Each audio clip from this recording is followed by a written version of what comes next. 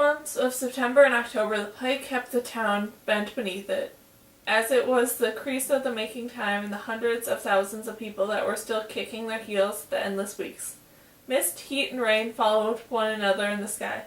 Silent flocks of starlings and thrushes coming through the south flew overhead and skirted around the town, and though kept at a distance the Panaloof failed.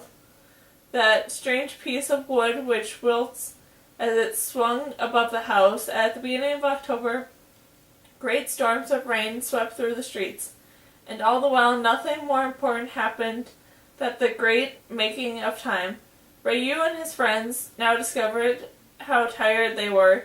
Indeed, the members of the health teams could no longer overcome their tiredness. Dr. Ryu noticed that it was when he observed the steady growth of the strange indifference in himself and his friends. For example, men who up till now had shown such lively intent in the news and the plague no longer bothered with it. Robert, who had previously been put in charge of the running of the quarantine houses, which had been set up in his hotel, knew exactly the number of people whom he was under observation. He was informed that the minutest details of the plan for the immediate evacuation and Ryu had drawn up for anyone who suddenly showed signs of the disease. The statistics of the effect of the serum on the quarantine were now engraved in his memory. He was unable to tell you the weekly total of the plague victims and generally had no idea if it was rising or falling. Yet he, despite everything, clung to hope, and he would shortly escape.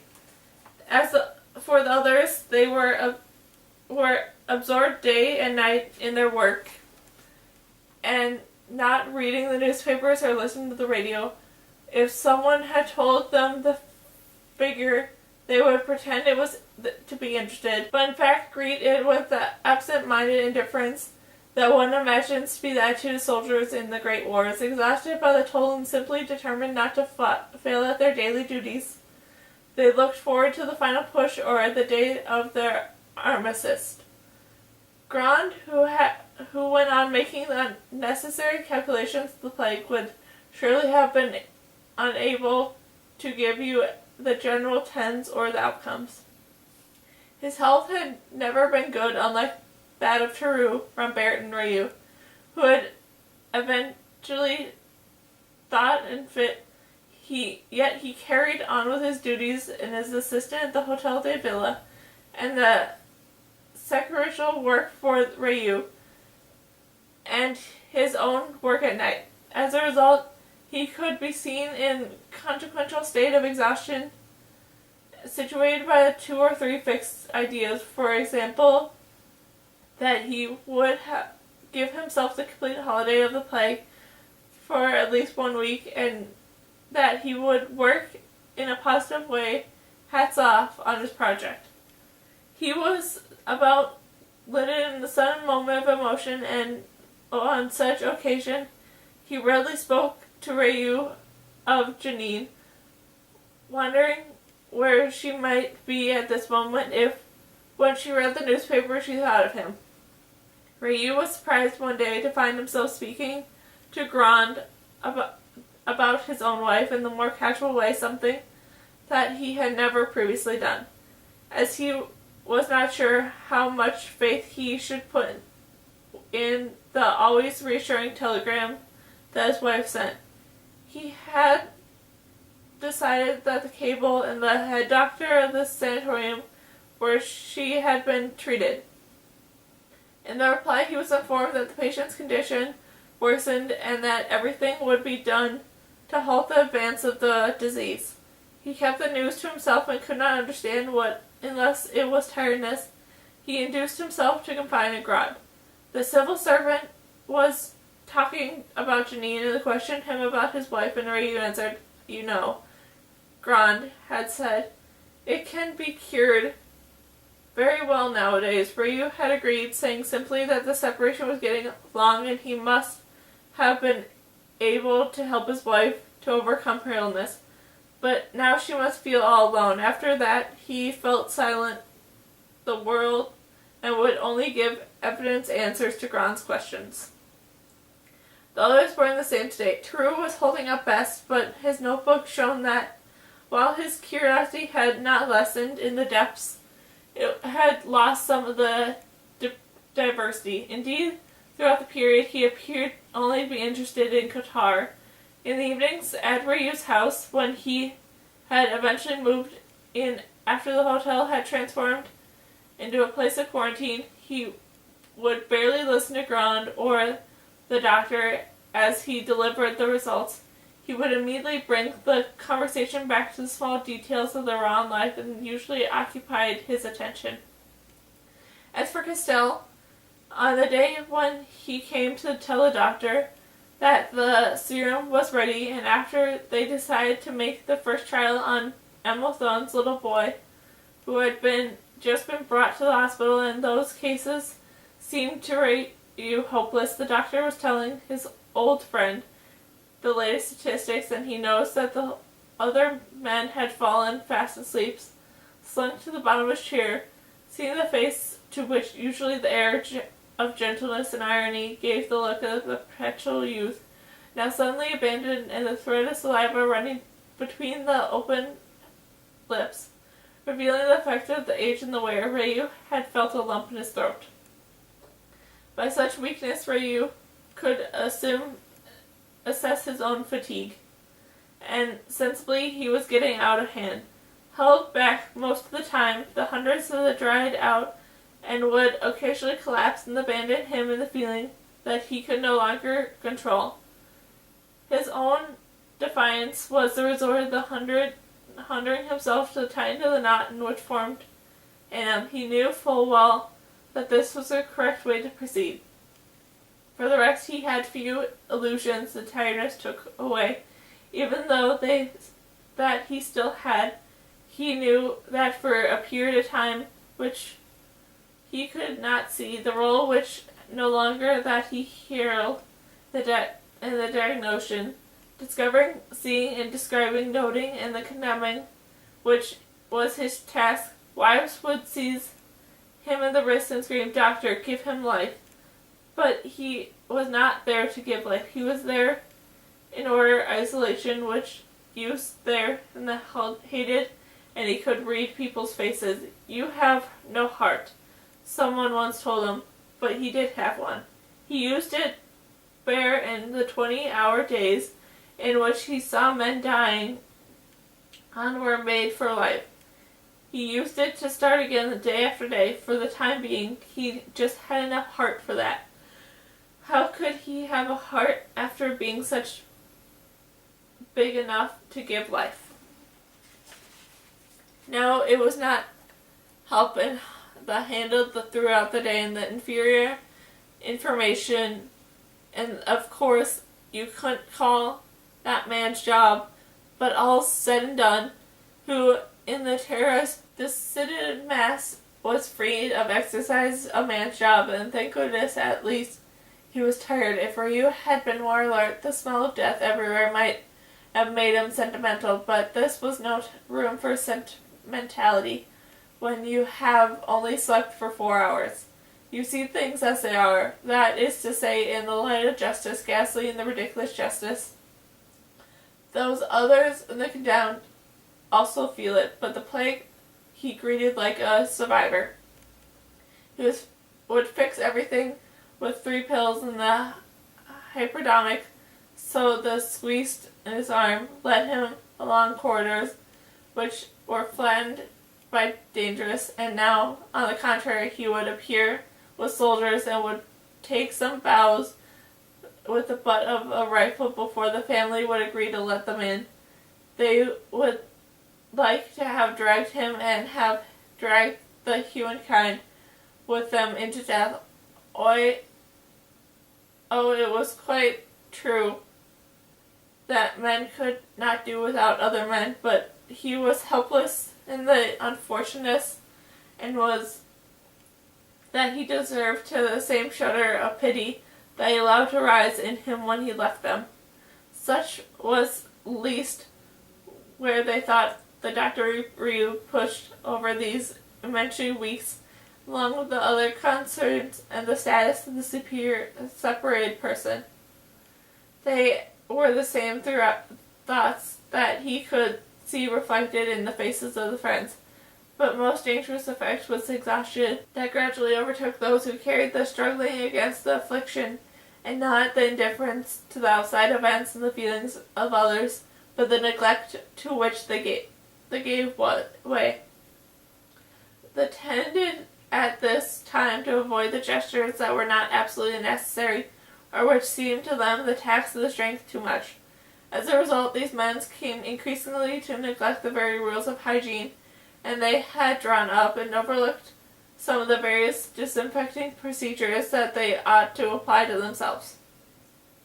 They would sometimes hurry to see patients suffering from the preliminary plague without taking the necessary precautions, because they had been informed the last months that they would have visited the infected's house and would consider too exhausted to go back to the proper place in order to take the necessary drops or injections.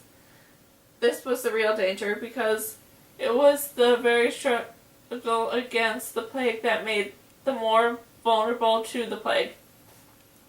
In short, they were gambling on chance, and chance is on nobody's side. There was, however, one man in the town who had never appeared exhausted or discouraged, and remained in living image of satisfaction. This was Qatar.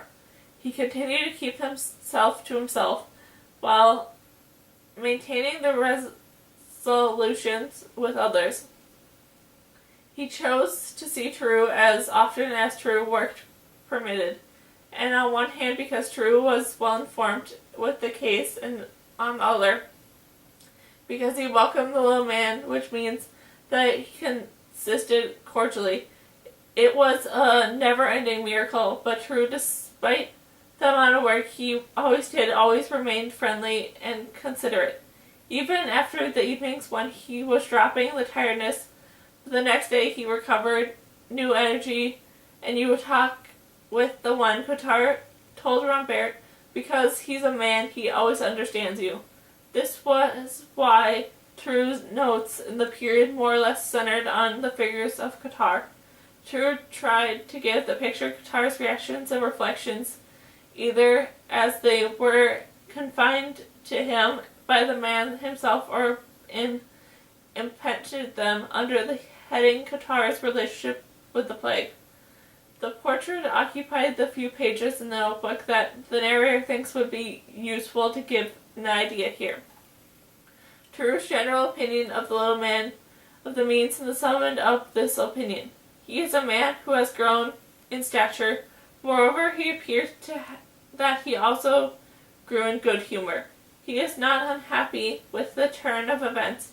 He would sometimes summarize how he felt in remarks of the following sort: "Of course, it's not getting any better, but at least everyone is in the same boat." Naturally, True added that he is threatened that just everyone else is, and that what matters is that he is with everyone else. And then I am sure that he does not seriously think that he might be infected. He appears to survive on the idea, which is not such a foolish one, that a man who is suffering from the great illness or great fear is automatically relieved of all other illness or anxieties. Have you noticed, he asked, that you cannot accumulate illnesses? Suppose that you are seriously or included disease, a serious cancer, or a good bout of the TB, you will never catch the plague or typhus. It's impossible. Moreover, it goes further than that, because you can never see a cancer victim die in a car accident. Whether the notion is true or false, it puts Qatar in a good mood. One thing he does not want is to be spared from the other people, and would rather be under siege with everyone than a prisoner all alone. The plague is going on. There are no more secret investigations, files, index cards, mysteries, interactions, and immediate arrests. Properly speaking, there is no longer any police, no more old or new crimes, no more guilty people. There are only the condemned awaiting for the absurd reprise and includes the police themselves. So Qatar still is impenetrable, but true. Was right and consider the symptoms of anxiety fusion manifest by those fellow citizens when they complete the indulgence and sacrifice, and that might be expressed in the phrase, "Carry on talking, I've already had it before." It was very well for me to tell you that the only way not to be separated from others was, in the end, to have the clear conscience, but he gave the wicked look and said, "Well, on the score, no one is ever with anybody." And then, think what you like, I'm telling you, that only way to bring people together is to send the plague. Just look around. I have to admit, I can very well understand what he means and how pleasant life must appear to him today. How could he fail to recognize the resignation of others, and how had also been his an attempt to each person makes to have everyone on his side or her side, in the consideration that sometimes displays in the showing of the little phraser, by the way that the irritation one shows in the occasions, and the way that people heard the expressive response, and the satisfaction that's being there, and the saying there, and the chaotic crowds in the queue every day in the cinema, filled with the theaters and dance halls, and spread an uncontrolled tide through all the public places. The shrinking form of the contract, yet the hunger for human warmth, draws people towards one another, elbow to elbow, the sexual organ to sexual organ. Qatar had clearly experienced this all before him, except for women, because with looks like that, I expect the way he felt inclined to go the prostitute that he denied himself, so as to not acquire the vulgar reputation that might harm him later. In short, the plague suits him. It has made the accomplice out of a solitary man, and who did not want to be solitary, because he clearly is an accomplice, and the accomplice who delights in it. He is completely in everything he sees, and the superstition, the unjust terror that subsides in the vague souls. He is a partly of the manner of the trying to talk about the plague as little as possible, while never ceasing to speak of it. To the panic and terror, at least the headache, once they had known the illness began, and the kafila and the overexcited, touchy, and unnecessary sustainabilities that which can transfer an oversight into an offense and grievance into the loss of the torso button. It often happened that True would go out in the evenings with Qatar. Later, described in his notebook, they played onto the dark cowards of the dusk of the night, and the shoulders to shoulder, immersing themselves in the black and white crowd, which lit by their occasion lamps. And they would accompany the humans herd towards the warm pleasures of the protest against the cold of the plague. A whole people were now indulged with. A few months earlier, Qatar had been looking through the public place in the luxury of the abundant life, which he dreamed without being able to satisfy his need. There is, to say, unbridled pleasure, even though the price of the goods were rising inexorably. People were never wasted on such moneys, while most of the lack of estrangel. They had never been more effective, dispensant, and superfluous. You could see the indulgence by the games of the idleness and the realty, nothing more unemployment. Sometimes Qatar and Turu would follow the minutes as the time behind one of them, of who the pressed against the other, would march subsequently towards the town, without noticing the crowd and surrounded them, and the sightly observed the observation, the great passion. Qatar had gushed over them. Oh, the luxury young things, he would say, and he said it aloud, becoming expensive in the midst of the collective fever that hung tips of the clergy and the tables, and that the industries could have trimmed before their eyes. However, True felt the little mislance in Qatar's attitude. I experienced this that before them was said to be a misfortune than in triumph. I think, Tarot said, that he is starting to love these people imprisoned between the sky and the wall of this town. For example, if he could, he would happily explain to them that it is not as bad as all that. You can't hear them, he said, after the plague. I'll do this. The plague, I'll do that. They're ruining their lives instead of staying calm. And they don't even realize that what they have going for them. I could say, after my rest, I'll do that. After my rest, I'll begin, not an end. While in the plague, do they not know what I think? I think they are miserable because they don't let themselves go. I know what I'm talking about.